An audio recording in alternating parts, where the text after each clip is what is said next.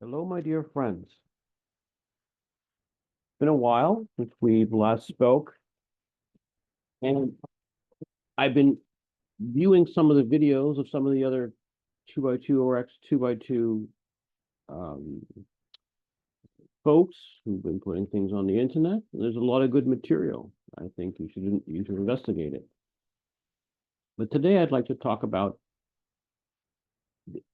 the Martin Luther concept that's embedded within the 2x2 system.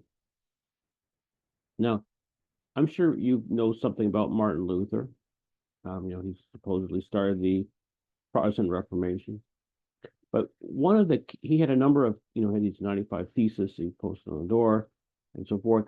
But one of the concepts he had in there was that the Pope wasn't the only person who could interpret Christianity.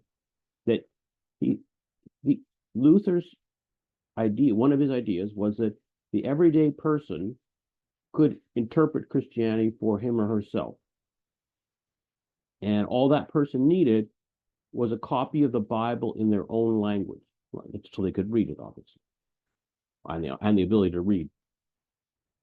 Now, what's revolutionary about that idea? Of course, you might think, wow, yeah, that we don't have to rely upon priests or bishops or popes to tell us what's in what Christianity is. And I think in some regards that concept is in the 2x2 system, 2x2ism, because it's a Protestant sect or denomination.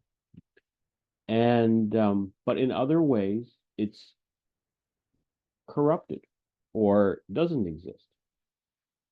And let me give you the example. So nominally, meaning like officially, the 2x2 ministers, workers, they say, you know, here you have the Bible. You don't have to listen to priests like the Roman Catholics or so forth. All you can read the Bible yourself. But strangely, the 2x2 ministers, the workers, they instruct you to which passages of the Bible you are to read. Now you can sort of go and read whatever you want in your own free time. Most 2x2s don't. They stick to the same verses, same chapters, same books of the Bible that the 2x2 ministers, the workers, have, let's say, unofficially approved. And so you'll see this even in their Wednesday night Bible study meetings. These are not actual Bible studies, but they have a list of which verses or which parts of chapters is approved for that particular Wednesday night. And they are very selective about where in a chapter of a book they start and where they end, and which verses they leave out, and so forth. So it's on the surface, it looks like you're free to read the Bible to discover Christianity on your own, but in actuality, in effect, in practical terms, it's not. You're not allowed. And in fact, the 2x2 ministers, the workers, have just as much as authority of telling you what Christianity is as the Catholic priests of the pre-Reformation era. Right? This is what's so remarkable is that 2x2ism has reverted back to the pre-Reformation era in how the congregation, the friends, what their relationship is to the Bible or their ministers. It's pre-Reformation. That's how upside down this 2x2 system is. And here's what's even the kicker. You may think, well, okay, at least the 2x2s are not like other Protestants, then I guess because of pre-Reformation, it must be like Catholics.